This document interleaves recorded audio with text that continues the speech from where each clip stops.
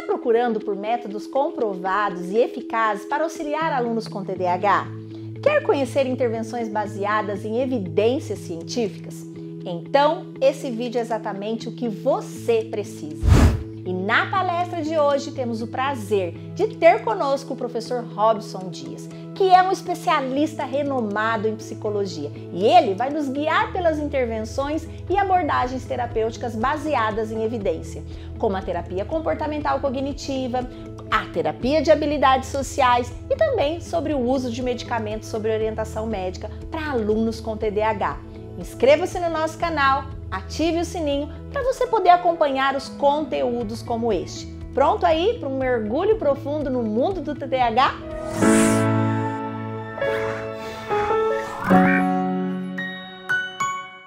Vamos falar de intervenções baseadas em evidências para o atendimento do aluno com TDAH. Antes de mais nada, antes da gente adentrar de verdade nesse universo, vamos só recapitular rapidinho o que é TDAH para quem para quem não está tão habituado assim quando a gente pensa sobre TDAH, tá? Então a gente faz uma breve introdução, aí a gente começa a falar das evidências científicas efetivamente. O TDAH, ele é um transtorno que tem como características principais o déficit de atenção, a hiperatividade e a impulsividade. Apesar de não aparecer aí, o I da impulsividade, ele é um critério bastante importante quando a gente pensa em TDAH. O TDAH, como um todo, ele é um transtorno de execução. Ele afeta, apesar de afetar a atenção e causar comportamentos de hiperatividade e impulsividade, a gente usa a atenção para absolutamente tudo que a gente faz no dia a dia. E o nosso comportamento precisa ser regulado, a gente precisa controlar a nossa impulsividade para fazer as atividades, inclusive, para a gente poder ficar atento, eu tenho que controlar a impulsividade, já pensou nisso? Então tudo isso meio que se complementa e fecha-se num círculo onde o TDAH ele não vai afetar somente a aprendizagem, ele afeta trabalho, relacionamentos, vida social, vida prática, por isso que nós consideramos ele um transtorno de execução. E neste transtorno de execução, nós temos como causa secundária, como questão secundária, uma dificuldade de aprendizagem. O TDAH vai ter uma dificuldade de aprendizagem meio que na consequência. Então a gente precisa estar bastante atento a esse processo também. TDAH, algumas exceções, essas crianças não vão ter problemas ou dificuldades na aprendizagem. Porém, a grande maioria vai apresentar déficits. E isso é tão complicado, né? A gente sabe da dificuldade que da dificuldade para essa criança, para esse adolescente, e acredita em mim, eles também sabem da dificuldade. Eles também se percebem nesse lugar de dificuldade, e às vezes é justamente isso que os coloca, inclusive, num lugar onde eles se veem como o que não consegue, como aquele que é incapaz, e isso vai gerando situações de depressão, situações de ansiedade, e aí a gente vai tendo outros transtornos como comorbidade, e vão vindo, e aí a gente começa a ficar num patamar bastante complexo de patologias. E ansiedade e depressão, todo mundo já meio que passou por aqui, pelo menos perto, né? A gente sabe o quanto é difícil. Agora você imagina, você ir somando todas essas questões da nossa vida. Sempre muito complexo. Então, por definição, vamos definir esse TDAH para a gente começar a falar das evidências? O TDAH, ele é um transtorno neurobiológico. Quando a gente fala de transtorno, a gente fala de um funcionamento neurocognitivo. O cérebro, os neurotransmissores, as conexões sinápticas, todo o funcionamento desse cérebro acontece de um jeito diferente nesse cérebro TDAH.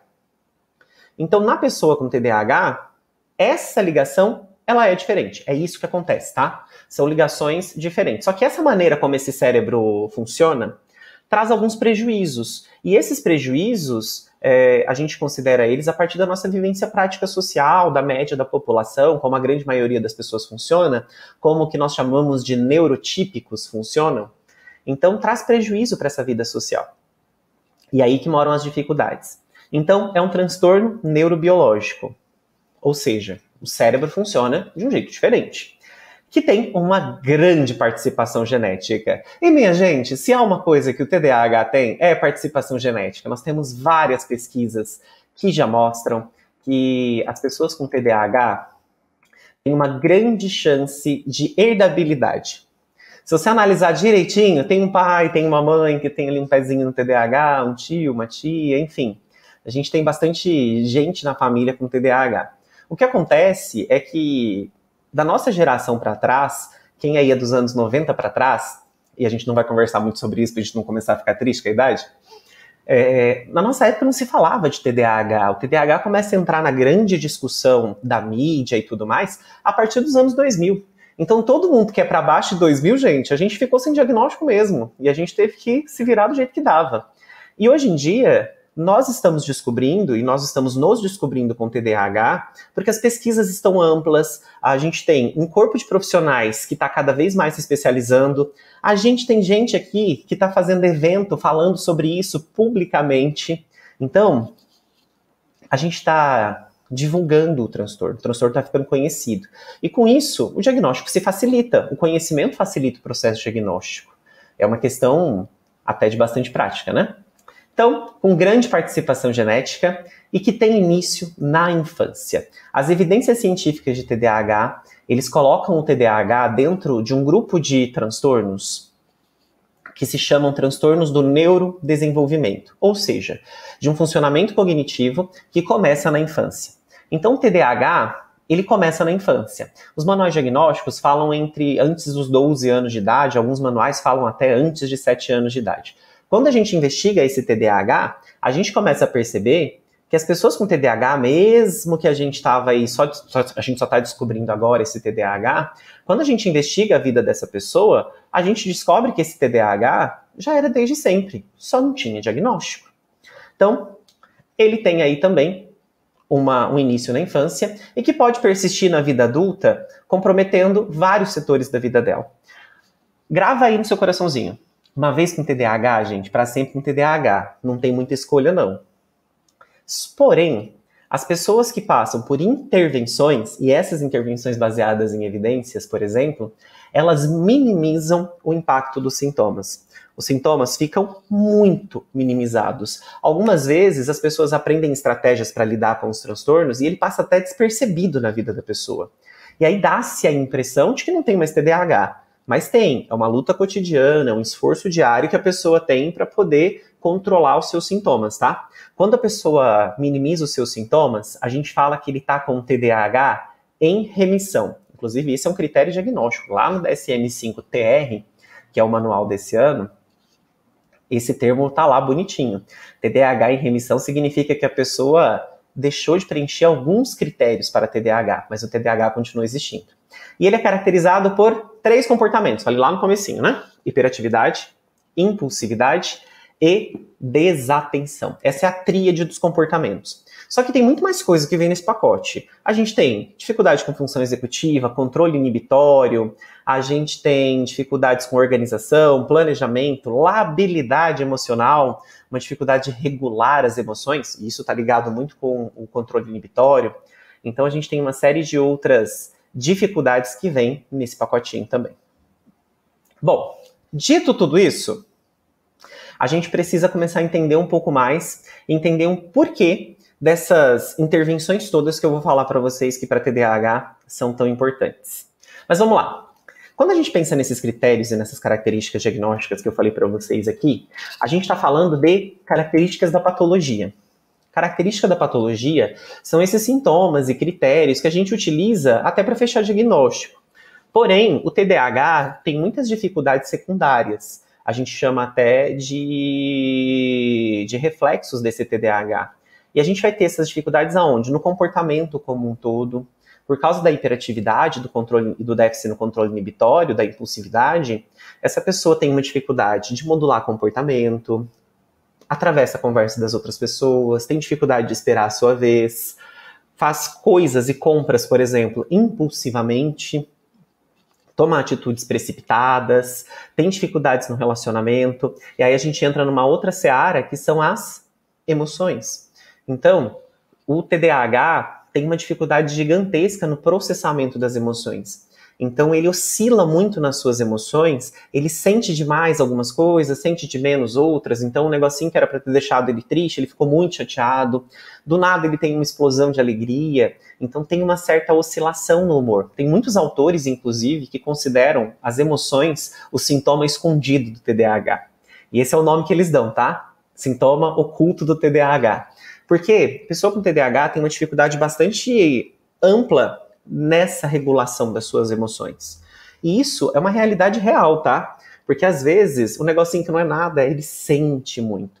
E aqui eu tô falando desde criança. Por isso que a sua criança com TDAH tem explosões de humor, tem crises de agressividade, ela não consegue controlar as emoções e tem um rompante de dar gargalhadas, do nada começa a rir, fica muito feliz. Enfim, esse descompasso emocional, a gente vai chamar de labilidade emocional. E é muito comum no TDAH, tá? Muito comum.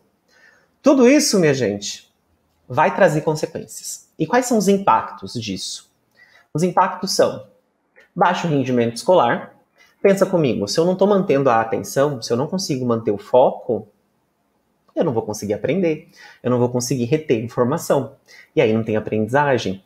Baixa autoestima, você tem que lidar com todas essas questões comportamentais, emocionais, lidar com o seu prejuízo de aprendizagem, as cobranças que existem. E é óbvio que pai, mãe, escola, o contexto social como um todo exige dos alunos, né? Um funcionamento, uma nota, um certo grau de aprendizagem. E essas crianças sempre se veem aquém daquilo que é o necessário, e isso mina a autoestima deles muitas vezes. A dificuldade com relacionamento, essa criança impulsiva acaba trazendo dificuldades e um certo desconforto para algumas pessoas. Essa criança ela é desatenta, então ela marca com os coleguinhas, pergunta alguma coisa, e aí ela esquece, tem que perguntar várias vezes, ou não comparece aquilo que foi marcado com os amigos. Então relacionamento também é muito complicado, e não só com os colegas, tá? Relacionamento amoroso para o adolescente, para o adulto, inclusive, normalmente é muito complexo. Tem que ter um jogo, um equilíbrio aí bem interessante de ser feito. Dificuldade na vivência familiar é uma outra questão. Você morar numa casa com alguém que é totalmente desatento, ou alguém que não para quieto, que tem dificuldade com organização, com planejamento, é muito difícil. Especialmente para quem é neurotípico, para quem não tem TDAH. É um processo muito complicado. Também tem dificuldade nas atividades cotidianas. Tem que lembrar onde deixou a carteira. Aqui em casa, a cena clássica daqui de casa é a carteira e a chave ser perdida. Todos os dias tem uma carteira e uma chave sendo perdida nessa casa. Porque aqui em casa todo mundo é TDAH. A gente decidiu fazer um lugar onde todos vivem juntos. Então a gente tem TDAH de todos os exemplares aqui em casa. E aí, todo dia tem uma chave sendo perdida, todo dia tem uma carteira sendo perdida. E aí, como é que faz? Então essas dificuldades cotidianas, elas atrapalham bastante. A gente precisa de lembrete constante, recadinho, mandar mensagem. Aí tem as estratégias que a gente vai usando, que a gente aprende nas terapias, que a gente aprende nas intervenções. Tem várias estratégias que são aprendidas nesses processos que são muito legais. Comportamento inesperado e não condizente também aparece, minha gente. Olha lá a impulsividade, firme, forte, gritando pra gente. Impulsividade vem aí, ó. Bem forte. A gente tem comportamento inesperado, explode, tem uma oscilação de humor muito grande, a impulsividade também grita muito alto, e isso pode trazer uma série de prejuízos, inclusive no trabalho. Pensa, uma pessoa no trabalho que é totalmente impulsiva, que reage sem pensar, ela simplesmente reage necessariamente. Imagina, dependendo do contexto de trabalho onde ela tá, porra, gente, pode trazer uma série de prejuízos laborais, funcionais, enfim, para toda essa pessoa. E dificuldade de se sair bem na escola, né? A consequência da aprendizagem. A criança tem aí uma série de dificuldades de aprendizagem que pode vir. Vou parar por aqui a definição de TDAH, tá? Aqui é só pra gente recapitular e pensar um pouquinho sobre o transtorno do déficit de atenção e hiperatividade mesmo. A gente tem muito mais coisas que a gente poderia falar de TDAH, obviamente, mas o foco não é falar do transtorno. O nosso foco aqui é falarmos sobre como o TDAH afeta, é beneficiado e como as terapias ajudam a pessoa com TDAH. Bom, dito tudo isso, vamos começar a pensar um pouquinho nas intervenções, que esse é o nosso grande foco. Existem muitas intervenções para TDAH. Existem diversas. Vocês vão achar de tudo. Se vocês derem um Google agora, vocês vão achar assim intervenções, vocês vão falar assim, meu santo Deus, Da onde tiraram essa ideia? E tem, gente, tem. Você só tem. Fica tranquilo que só tem. Tem muita coisa muito boa, assim como tem muita coisa que não é boa. E aí a gente precisa saber entender um pouco desses tratamentos, os critérios, os filtros que existem para esse tratamento. Por isso que as intervenções baseadas em evidências são muito importantes. Quando a gente fala de TDAH, a gente fala de um transtorno com mais de 200 anos de estudo. Então, já tem muita coisa que funciona e não funciona, e a gente precisa ser um tanto quanto realista, e a gente precisa considerar o seguinte: tem muita gente na internet, tem muita gente na nossa vida social prática que vende um monte de coisas pra gente que não são reais e não funcionam. Esses dias eu vi uma pessoa vendendo um tratamento para TDAH, uma avaliação de TDAH que se baseava em 15 minutos de conversa. E TDAH é um transtorno difícil, não é um transtorno fácil de ser diagnosticado, precisa de todo um processo. Então, assim, tem muita gente vendendo de tudo por aí, inclusive para intervenções que não são baseadas em evidências.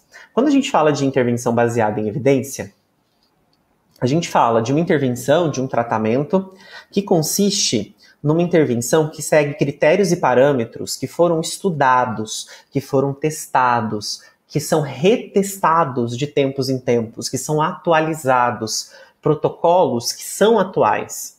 Porque tem muita gente que aprendeu lá em 1900 e lá vai e Guaraná com rolha de um jeito e segue do mesmo jeito até hoje. E naquela época até funcionava, mas hoje em dia já não é o melhor. A gente tem coisa muito mais moderna, a gente tem uma série de coisas aí que são atuais. A gente vai falar de medicamento para TDAH nessa aula. Tem um medicamento que se chama benzedrina, foi descoberto em 1937. Ele foi o primeiro medicamento para TDAH. Já pensou se a gente fica preso na benzedrina e não se atualiza com tanto de medicamento novo, mais potente, melhor, e que tem muito menos efeito colateral, por exemplo? Então, quando a gente fala de prática baseada em evidência, intervenção baseada em evidência, a gente fala de uma galera, a gente fala de um conhecimento que ele é estruturado, de um conhecimento que é testado e retestado, que está sempre em atualização, que segue critério científico, de forma que a gente consiga comprovar a eficácia. E quando eu falo de critério científico, eu falo de uma pesquisa séria, que se repete, de muitas pesquisas que vão se repetindo, e que se eu pegar essa pesquisa e tiver o aparato, eu consigo replicar e chegar no mesmo resultado. Ou seja, ele é fidedigno. Ele tem fidedignidade. Ele é preciso naquilo que ele se propõe a fazer. E isso é muito importante. A gente com TDAH, a gente não precisa de intervenções da carochinha. A gente precisa de coisas efetivas, que nos ajudem no cotidiano. Porque a nossa vida já tem tanta coisa, nossa vida já tem tanta demanda, né? Que se a gente tiver que fazer um monte de terapia que não funciona, deu ruim para todo mundo. Olha só. Para ter uma prática baseada em evidência, a gente tem que ter 3 critérios. A prática baseada em evidência tem 3 pilares importantes. A melhor evidência científica disponível, a expertise do profissional e a preferência e os valores do paciente.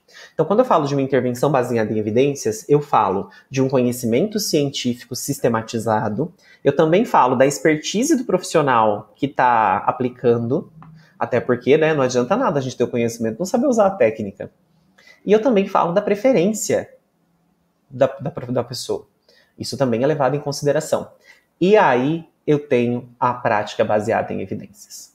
E aí eu tenho uma intervenção baseada em evidências. E é disso que a gente vai falar a partir de agora, tá? O que nós temos hoje de tratamentos e práticas baseadas em evidências? Intervenções baseadas em evidências. Nós temos algumas coisas, tá? Psicoterapia. A psicoterapia, ela é muito importante para o TDAH, para que ele aprenda estratégias de como lidar com seus sentimentos, com suas emoções, com seus comportamentos. E hoje nós temos uma das abordagens que são consideradas padrão ouro para o TDAH, é a terapia cognitivo-comportamental. Por que ela é considerada padrão ouro? Primeiro, porque a terapia cognitivo-comportamental é uma técnica baseada em evidências. Já começa por aí. Ela é muito reestudada, estudada, testada. Então, ela é uma terapia baseada em evidências. Já começa por aí. Segundo, porque ela tem estratégias que são muito assertivas, que mexem, que trabalham tanto com a questão cognitiva, terapia cognitiva, quanto com o comportamento, que são justamente as duas coisas que trazem um prejuízo maior para o TDAH. Então ela acaba sendo muito assertiva para o TDAH e funciona. E ela é mais ágil também. Então a pessoa consegue ver resultados muito mais rápidos. A gente tem outras abordagens baseadas em evidências? Temos outras tantas teorias e terapias baseadas em evidências. O behaviorismo, por exemplo. Porém, hoje, no mundo todo, a convenção da comunidade científica é que o TCC ela é a padrão ouro nesse processo, tá? Ou seja, de todas as abordagens, ela é a que funciona melhor. Nós temos estratégias como a psicoeducação. Psicoeducação é uma prática baseada em evidência que, na verdade, é uma estratégia da terapia cognitivo-comportamental e que ajuda a pessoa a conhecer o transtorno e se aprofundar mais sobre ele. E aí a pessoa engaja melhor no processo. E tem vários estudos que falam sobre isso, comprovam sobre isso. Tem materiais de psicoeducação que são riquíssimos para ajudar as nossas crianças, adolescentes, até os nossos adultos a entenderem melhor o transtorno e lidarem melhor com ele. A Mara sempre mostra o livro TDAH no Adulto, do Russell Barkley, que é um livro maravilhoso. E ele é um livro... O Barkley é, assim, autoridade mundial no TDAH. E ele fez um livro todo de capítulos curtinhos, porque ele sabe que a pessoa com TDAH tem déficit de atenção.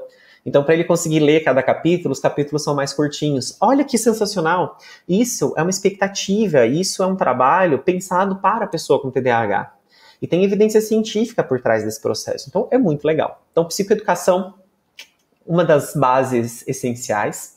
A gente também tem o treino de habilidades sociais, que também é uma técnica da psicoterapia, da terapia cognitivo-comportamental. Vou falar melhor para vocês já dela. E temos também a medicação, que sempre tem que ser com acompanhamento do médico. Nós temos medicamentos atualíssimos. Inclusive, vou falar de uma novidade super grande na parte de medicamentos que nós temos hoje para TDAH no Brasil, além de intervenções pedagógicas, que são extremamente necessárias para o TDAH, e outras tantas intervenções necessárias. Aqui, eu vou falar de psicoterapia e vou falar para vocês sobre a questão medicamentosa, tá? Que são os nossos dois focos nessa aula. Todo mundo junto comigo? Então vamos lá. Vamos começar falando de terapia cognitivo-comportamental para pessoas com TDAH. Bom, falei para vocês que a terapia cognitivo-comportamental, que a gente chama de TCC, pelo amor de Deus, não confunde com trabalho de conclusão de curso.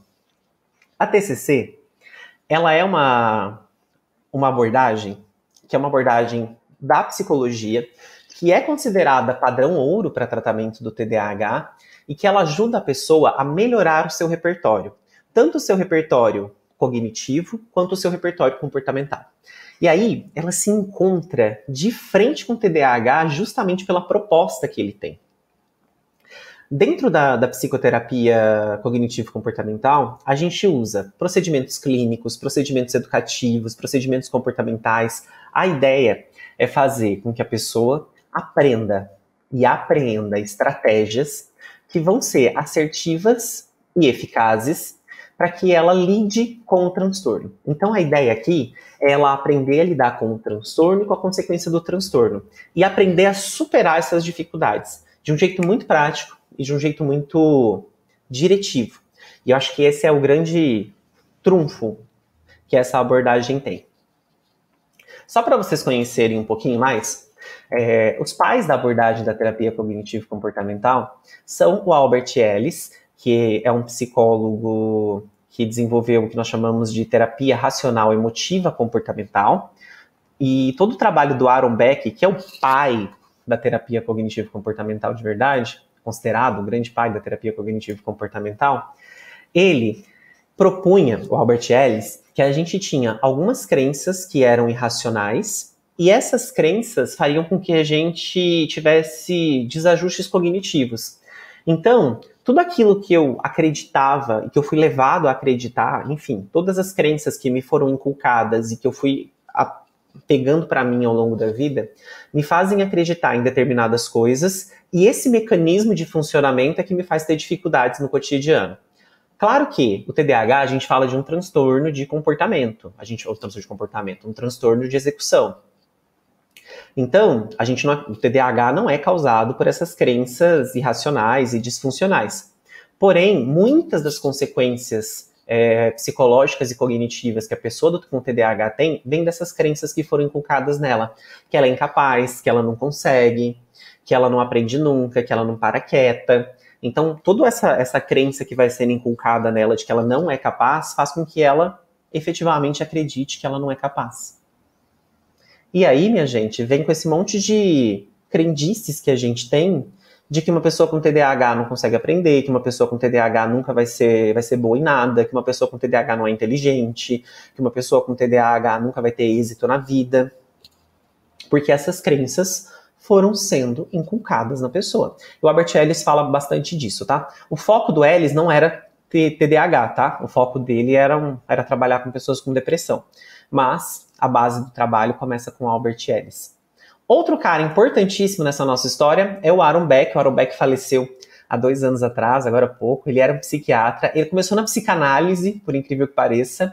E depois, quando ele trabalhava com psicanálise, ele começou a ver que muitas pessoas que tinham depressão também começavam a ter distorções cognitivas.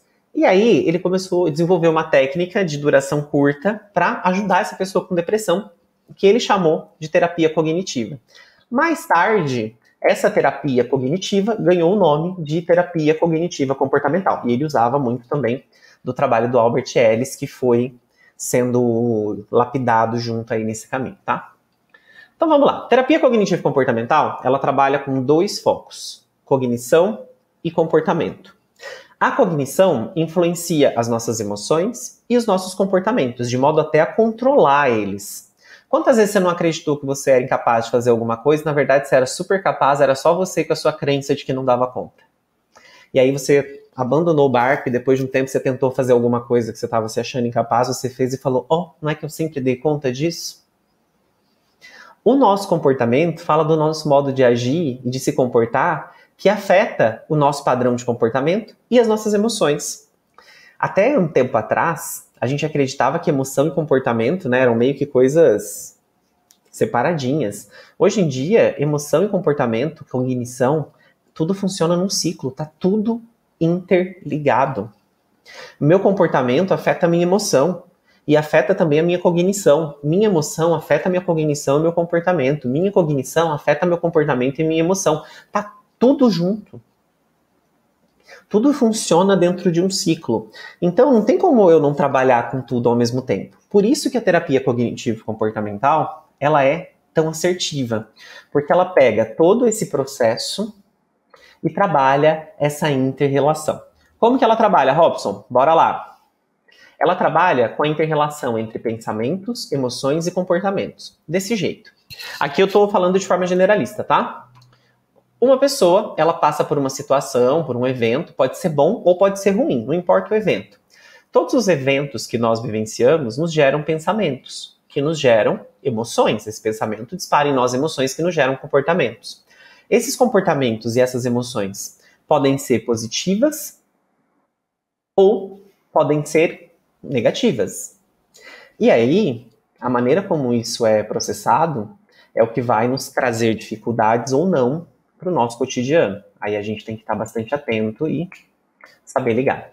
Esses nossos pensamentos, especialmente esses nossos pensamentos que os eventos nos provocam, eles vêm de algumas questões que os autores pressupunham. Vêm das nossas crenças centrais, que eles também chamam de esquemas, vêm das nossas crenças intermediárias, que eles consideram o meio do caminho entre os pensamentos automáticos. Pensamento automático são esses pensamentos que a gente tem quando acontece qualquer coisa com a gente no cotidiano. Então tá tudo interligado mesmo. Quando eu falo que tem uma interligação, não estou falando da boca para fora, tá tudo ligado. E tá tudo ligado de um jeito muito amplo. Tá tudo ligado de um jeito que faz muito sentido nesse processo. As minhas crenças centrais são os meus esquemas, é aquilo que eu fui inculcado a minha vida inteira a pensar. É aquilo que foi internalizado em mim ao longo de muito tempo. É aquilo que eu fui assimilando, trazendo para dentro de mim. As minhas crenças intermediárias são aquilo que eu passei a acreditar a partir dessas crenças centrais, desses esquemas. Então são situações que me geram a partir disso. E os meus pensamentos automáticos, eles são gerados justamente dessas minhas crenças.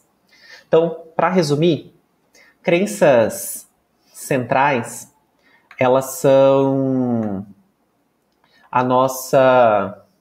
o entendimento que a gente tem da gente mesmo, o entendimento que a gente tem do mundo, o entendimento que a gente tem sobre os outros, que está enraizado na gente, que a gente enraizou ao longo do tempo. As nossas crenças intermediárias são as regras, as atitudes, as suposições, são as afirmações. Se uma coisa funciona desse jeito, então significa isso, que a gente tem de nós mesmos ao longo da vida. E os pensamentos automáticos são os pensamentos que nos são gerados desse processo. Além disso, essa teoria trabalha com um conceito chamado distorção cognitiva, que eu já explico para vocês também o que são essas distorções, tá? Mas vamos entender essas crenças primeiro rapidamente. Então, uma crença central ou um esquema é aquilo que me foi inculcado a vida inteira. Por exemplo, eu sou incompetente. Essa é uma crença central muito comum da gente escutar em pessoas com TDAH, tá? Eu sou incompetente. E aí, ele tem as crenças intermediárias, que são as suposições dele. Olha, se eu não consigo aprender, eu sou burro. Então, eu sou incompetente. A crença intermediária que ele vai tendo nesse processo são as atitudes que ele tem, que vêm dessas crenças centrais dele. Se eu não consigo aprender, eu sou burro, então eu sou incompetente. E no nosso cotidiano, uma situação gera pensamento automático, e esses pensamentos automáticos são baseados nessas crenças. Por exemplo, a criança com TDAH, olha aqui, tá começando a estudar um conteúdo novo. Eu tô falando criança, mas pode colocar qualquer pessoa na conta, tá? Quando ela começa a estudar, ela se vê frente a uma dificuldade gigantesca. E aí ela pensa, eu não vou conseguir fazer isso nunca. E aí ela começa a ficar triste, um componente emotivo, ela começa a ter um aperto no peito, pode ser outra coisa também, tá? As emoções podem ser diversas. O componente fisiológico também aparece. Aqui eu coloquei o aperto no peito como exemplo, né? A gente fica chateado, dá aquele aperto no peito, mas tem gente que começa a tremer, tem gente que começa a ter taquicardia, tem gente que começa a ter sudorese, tem gente que começa a ter cefaleia, tem uma série de comportamentos aí, comportamentos fisiológicos. E o próprio comportamento. A pessoa deixa de estudar, pega o celular, larga o livro. Eu não consigo aprender, então eu sou burro, eu sou incompetente, para que eu vou estudar? E ela abandona. E é assim, com base nesse caminho de crenças centrais, intermediárias e pensamentos automáticos que me geram emoções, sentimentos e comportamentos, que a pessoa vai se deixando e vai deixando de fazer várias coisas no seu processo de desenvolvimento. E no TDAH isso acontece com muita frequência, porque essas crenças centrais ficam muito enraizadas na gente. Essas crenças intermediárias aparecem o tempo todo. Não preciso dizer do automático para vocês, né? Que aparece toda santa hora. Por isso que a terapia é importante, para ajudar a gente a ressignificar todo esse processo, tá? Dentro desse caminho vão surgir as distorções cognitivas. O que são as distorções cognitivas? É a leitura mental, tentar fazer uma leitura do outro, tentar entender o que o outro está fazendo, está falando ou está pensando, e nem necessariamente é isso que está acontecendo. O pensamento dicotômico, pensar que pode ser isso ou aquilo, nunca entende muito bem o que está acontecendo. A generalização, generalizar sobre tudo. Um filtro negativo, pegar só o negativo para si. A catastrofização, então tudo vira uma catástrofe. A personalização, tudo é ele, tudo é culpa dele. Rotulação, previsão de futuro, lamentação. Essas distorções cognitivas são a visão de mundo que a gente tem em detrimento dessas crenças centrais, dessas crenças intermediárias e que vão nos sendo postas de diversas maneiras e a gente vai, só internalizando e chega num lugar muito ruim. A terapia cognitivo-comportamental, ela vai fazer com que a gente trabalhe sobre os comportamentos, sobre as emoções e sobre as consequências disso, consequentemente a fisiologia, vai trabalhar os pensamentos automáticos, deixa eu até voltar aqui para vocês verem. A gente vai trabalhar sobre o comportamento e sobre a emoção, junto com os pensamentos automáticos, para a gente atingir as crenças intermediárias e depois as crenças centrais, e mudar essas crenças centrais. Então a gente faz um caminho onde a pessoa aprende a se reconhecer, lidar com as próprias emoções, entender os seus pensamentos, modular o seu pensamento e aí ele muda a sua crença. Por isso que ela é tão assertiva e por isso que ela funciona muito para TDAH, porque ela já começa na emoção e no comportamento, que é onde mais pega. Essa abordagem tem alguns princípios, tá? Eu separei aqui 10 princípios fundamentais que a Judith Beck que cunhou, que é um grande nome dentro da terapia cognitivo-comportamental. Uma boa terapia cognitivo-comportamental, ela tem que se basear em evidência. E para isso, ela tem que seguir esses princípios. Primeiro, o princípio do desenvolvimento contínuo do paciente. A terapia tem que ser efetiva, a pessoa tem que estar se desenvolvendo sempre. Segundo, tem que estar estabelecida uma aliança terapêutica segura. Uma boa terapia, o terapeuta e o paciente, o cliente, eles trabalham juntos, eles têm uma aliança. Eles trabalham de forma juntas no processo. O processo é dos dois, eles estão juntos caminhando. O terceiro é a colaboração ativa e participativa. Todo mundo participa do processo. O terapeuta não é a pessoa que só fica sentada escutando ali. Sabe aquele desenho clássico de terapeuta que só fica concordando e anotando? Aqui não funciona desse jeito. Ela é orientada para objetivo e focada no problema. Terapia cognitivo-comportamental tem meta, tem foco, tem objetivo. A gente tem um lugar para chegar, a gente tem um prazo para chegar, a gente tem aonde chegar. E minha gente, para a pessoa com TDAH isso é tão bom, porque o cérebro do TDAH tem uma produção baixíssima de dopamina. Dopamina é o neurotransmissor da motivação. Ou seja, cérebro do TDAH é péssimo com motivação. E se tem objetivos de curto prazo e é focado, o cérebro dele vai começando a desenvolver dopamina, porque ele vê que foi cumprido, ele, foi cumprido, dopamina. Então, ele consegue alcançar uma escada melhor. Ao contrário de outras terapias, né, que são muito mais lentas, essa pessoa com TDAH não consegue ver tantos benefícios ao longo do tempo. E isso é ruim nesse aspecto, né, de produção de dopamina e motivação. A terapia cognitivo-comportamental, ela enfatiza o presente. O foco é a pessoa no aqui e agora. Ah, Robson, mas a gente vai mudar as crenças centrais. Vai, mas a gente começa daqui. A gente começa mudando aqui para chegar lá atrás. E não o contrário, eu não começo a pensar na infância para depois resolver o problema de agora. Tem abordagem que vai por esse caminho. E tá tudo certo, são maneiras de funcionar. Mas para o TDAH, essa é a melhor maneira de funcionar. Sexto, ela é educativa. Psicoterapia, dentro da terapia cognitivo-comportamental, ela também serve para aprendizagem. Por isso que a gente tem psicoeducação nesse processo. A gente tem que fazer psicoeducação. Lembra que eu falei da teoria para vocês? O que é psicoeducação? É aprender sobre o transtorno. Sétimo, ela tem um tempo limitado. Terapia cognitivo-comportamental não é para durar a vida inteira, muito pelo contrário. Ela é para durar o tempo que deve durar.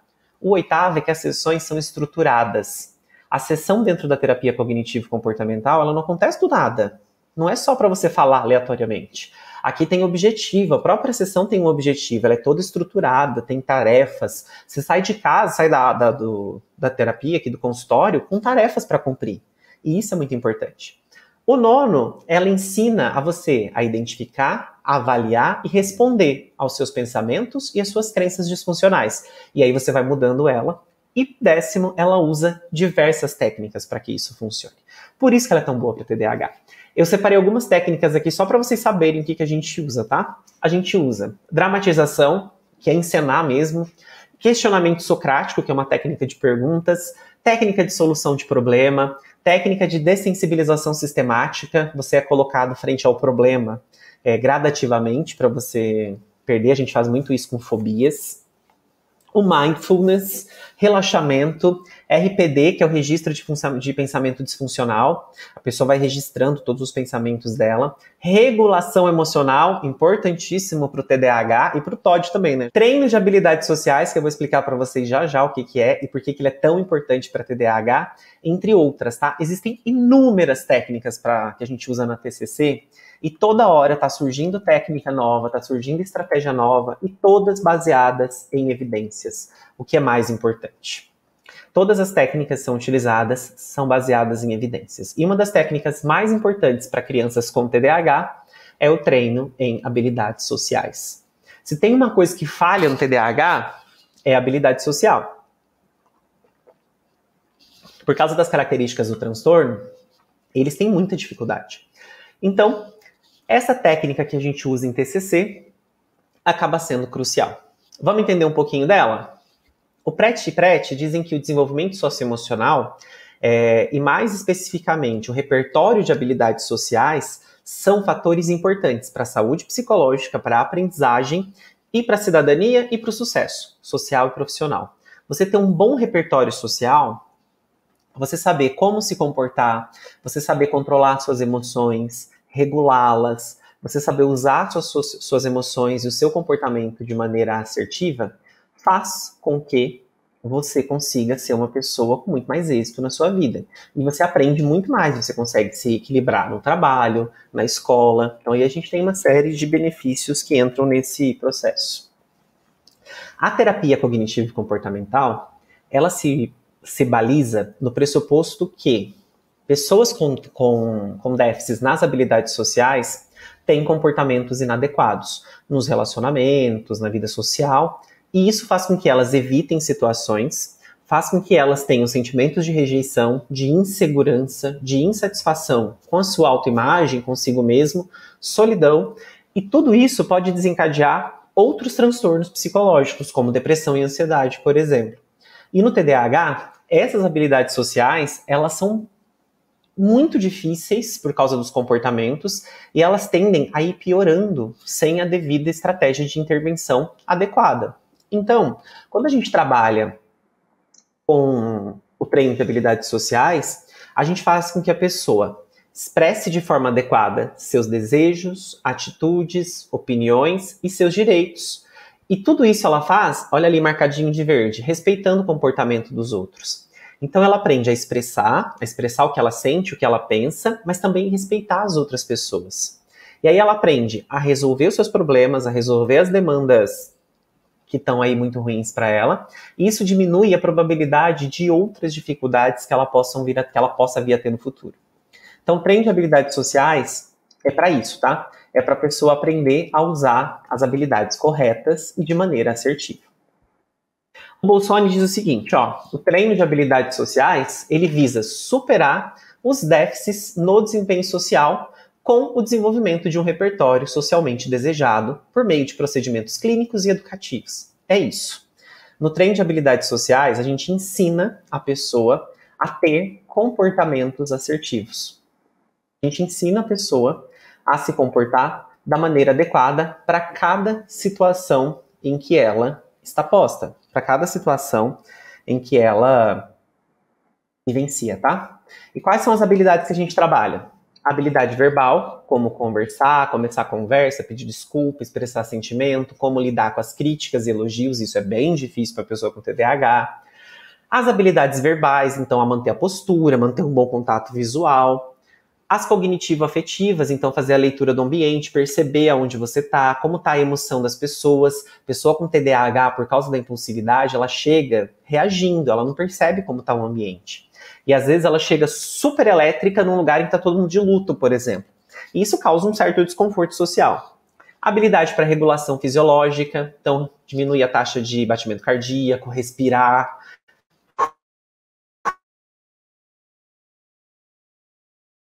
Faltou ali a aparência pessoal, cuidar da atratividade física. Então ele aprende efetivamente a se cuidar. A pessoa com TDAH, ela vai aprendendo a se cuidar e a se desenvolver nesse processo, tá? Bom, esse é um resumão da TCC. A gente poderia ficar a noite inteira falando só da TCC. Porém, tem uma outra intervenção baseada em evidência que é muito importante para TDAH, que são os medicamentos. Bom, os medicamentos e o TDAH têm uma relação bastante complexa. Eu sei que tem gente que ama, tem gente que odeia, tem gente que não sabe opinar. Vamos entender um pouquinho desses medicamentos, tá? Eu falei para vocês agora há pouco, em 1937, o Charles Bradley, ele sintetizou o primeiro psicoestimulante que nós temos conhecimento e que foi utilizado em muito para as pessoas com TDAH, que é a benzedrina, ou sulfato de benzedrina.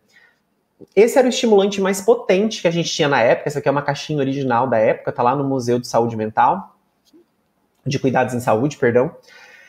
Só que depois, com o avançar do tempo, o Leandro Panizon, que é este monstro da foto, ele conseguiu sintetizar uma droga estimulante mais forte e melhor, que é o metilfenidato. O metilfenidato a gente conhece pelo nome comercial de Ritalina. Ela foi sintetizada em 1944. O Leandro Panizon era um italiano. Agora é hora da fofoca, tá? Prepara aí o seu caderninho de fofocas. O Leandro Panizon era um italiano. Ele vendeu os direitos de comercialização do metilfenidato para a empresa para onde ele trabalhava, para a farmacêutica para onde ele trabalhava, que hoje é a Novartis, né? E aí, ele colocou no contrato dele que uma das cláusulas, uma das condições para ele ceder os direitos de comercialização era que ele daria o nome comercial. E aí ele deu o nome de Ritalina. Ritalina é uma homenagem à sua esposa, Marguerite. O apelido de Marguerite era Rita, por isso o remédio se chama Ritalina. E este é o nome comercial. Olha que fofoca boa. Então, a esposa dele é o nome do medicamento. Eu só acho que ela não ficou muito brava, porque assim, ele ficou riquíssimo com esse medicamento, obviamente, né? Mas temos aí, então, uma questão. Bom, vamos lá. Isso aqui é só um contexto histórico. Hoje, o metilfenidato, ele é um dos medicamentos mais utilizados para TDAH. Ele tem evidências muito fortes de funcionamento, ele é baseado em evidência científica. E para tratamento de TDAH, a gente não tem nenhum medicamento para TDAH especificamente. Todos os medicamentos que nós temos mexem com o sistema nervoso central e mexem de diversas maneiras. Porém, nós sabemos que os psicoestimulantes, que é uma classe medicamentosa que fazem a estimulação do cérebro, os psicoestimulantes são os mais utilizados hoje, porque são os que nós temos com mais evidências científicas de que trazem bons benefícios para a pessoa com TDAH. Psicoestimulante é considerado hoje um dos tratamentos mais convencionais para TDAH. Embora ele não seja o único, a gente tem outras classes de medicamentos que funcionam tão bem quanto. Funcionam bem, né? Na verdade, não tão bem quanto, porque o estimulante funciona melhor. Mas o antidepressivo, por exemplo, tem muitos casos em que o antidepressivo funciona bem também. E aí tem uma questão de adaptação do organismo, de funcionamento, enfim, tem uma série de fatores que entram nesse processo. Mas resumo da ópera é que a gente pode utilizar vários tipos de medicamentos que vão ajudar a pessoa a se concentrar. Porém, hoje em dia, os psicoestimulantes, especialmente o metilfenidato, é o mais utilizado. A gente tem a Ritalina, que é essa clássica, a Ritalina LA, que é a Ritalina de longa absorção, que ela é liberada de tempos em tempos, ela tem uma duração maior no organismo da pessoa. A Ritalina e o metilfenidato, ele é um remédio de ciclo rápido. Isso significa que a criança toma, ele já começa a fazer efeito e tem uma certa duração, e essa certa duração acaba depois de um tempo. Metilfenidato, a Ritalina LA, a Ritalina normal, perdão, ela dura em média 4 horas no organismo. Então a criança tomou meio-dia, o efeito vai durar em média até as 4 horas da tarde. Depois disso, o remédio perdeu efeito. E aí tem que tomar uma nova dose. Por isso que tem a Ritalina LA. Às vezes a criança estuda período integral ou precisa bastante de mais atenção, então ele toma a Ritalina LA, que vai durar mais tempo, e o efeito benéfico do medicamento, que é a manutenção do foco e da atenção, se estende. O Concerta parte do mesmo princípio, tá? Concerta também é metilfenidato, é a mesma coisa que a Ritalina, só é um outro nome comercial para o mesmo princípio químico. Nós sabemos que o psicoestimulante ajuda na recaptação de serotonina. E isso faz com que aumente a atenção da criança com TDAH. Então, traduzindo, a gente dá um psicoestimulante que dá uma superestimulação no cérebro, que recapta a produção de noradrenalina, e isso faz com que a atenção da criança aumente. Por isso que ele funciona tão bem. Só que nós temos um problema com os psicoestimulantes, especialmente o metilfenidato, ele traz muito efeito colateral. Mas é assim, gente, aquela história, se você pegar a bula da dipirona, se você pegar a bula do sal de frutas, você vai ver que tem um monte de efeito colateral lá possível. A lista de efeitos colaterais da Ritalina, a lista de efeitos colaterais possíveis, é muito alta. Então tem muita chance de ter um monte de efeito colateral. E muita criança tem efeito colateral. Por isso que ele acaba sendo um pouco mal visto por algumas pessoas. Porém, é aquela história. Medicamento é receitado pelo médico e é tomado com acompanhamento do médico. Se o efeito colateral não tá trazendo mais prejuízo para a pessoa do que o benefício do remédio, tem que conversar com o médico e ver uma adaptação, ver o que pode ser feito, tá? Porque temos muitos outros medicamentos que podem ser utilizados. A gente tem um problema de não conversar muito com os médicos e não trocar, daí a pessoa fica batendo martelo num remédio desse, tem muito efeito colateral, e aí ela desiste do remédio, simples desse jeito, ao invés de buscar outras formas de tratamento medicamentoso. Remédio não cura TDAH. O que o remédio faz é aumentar a atenção. E aí a gente tem benefícios a partir disso. Então esse que é o grande foco, tá? Hoje em dia nós temos um outro estimulante que tem um pouco menos de efeito colateral e ele é considerado um dos queridinhos hoje. O queridinho do momento é o Venvance. Venvance também é um psicoestimulante um pouco mais leve, mas ele é da classe das anfetaminas. Isso reduz um pouco os efeitos colaterais, mas ainda tem muito efeito colateral, tá? Ele também é considerado um medicamento referência para TDAH, e a FDA, já tem há 1 ano mais ou menos, ela coloca o Venvance como sendo extremamente relacionado ao tratamento de transtorno de compulsão alimentar. Então ele também ajuda crianças com compulsão, porque ele diminui muito o controle de impulsos, o déficit no controle de impulsos. A criança fica mais controlada, por isso ela fica menos compulsiva. O problema do Venvance é que ele é um pouquinho mais caro, né? Mas ele é considerado um medicamento de referência, é o queridinho hoje da classe médica como um todo. Porém, falei para vocês que a gente ia ter novidades. No dia 1º de julho, tô acabando já, tá? Prometo. No dia 1º de julho desse ano agora, a Anvisa aprovou aqui no Brasil a comercialização de um novo medicamento. O medicamento é novo pra gente, aqui no Brasil. Porém, ele já é bem conhecido fora do Brasil. É a atomoxetina. A atomoxetina, na verdade é o cloridrato de atomoxetina, ele vai vir com o nome comercial de Atenta. Vai vir pela Aspen, pelo laboratório Aspen. O que é a atomoxetina? A atomoxetina já é bem usada nos Estados Unidos, a FDA, que é mais ou menos a Anvisa dos Estados Unidos. A FDA, ela aprovou a atomoxetina como um medicamento para tratamento de TDAH. Ele é considerado hoje no Brasil, nos Estados Unidos, a 2ª linha de tratamento para TDAH. Por quê? Porque ele ajuda na atenção, diminui o déficit no controle inibitório, ajuda também no comportamento. Porém, ele é um medicamento que tem menor potencial de abuso. Se vocês olharem aqui, se vocês olharem aqui a Ritalina, o Venvance, eles são tarja preta. A atomoxetina não é. Então a chance de você ter um vício pela utilização errada, um potencial de abuso, é menor. E pessoas com TDAH são muito impulsivas, então a chance da gente ter um abuso é alta. Ele vem com menos efeitos colaterais, ele traz...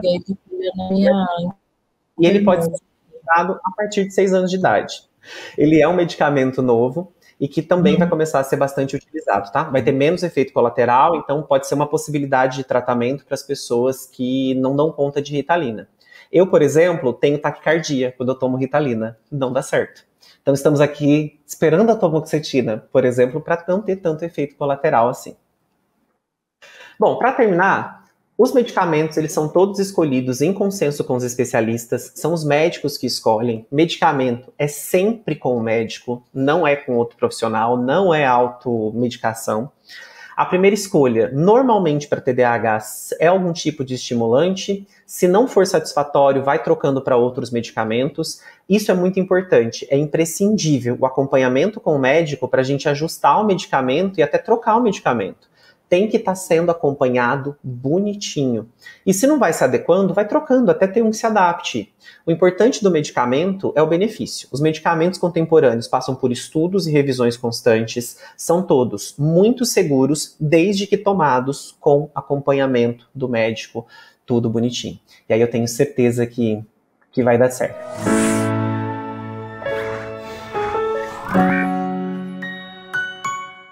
Obrigado por assistir até o final. E se você gostou desse vídeo, então não se esqueça de curtir e compartilhar com seus amigos.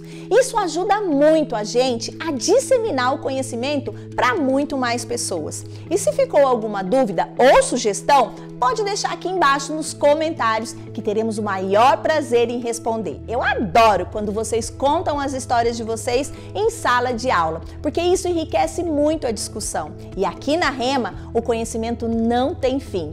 Quer saber mais? Clique aqui no vídeo que está aparecendo na sua tela para aprender ainda mais. Até a próxima!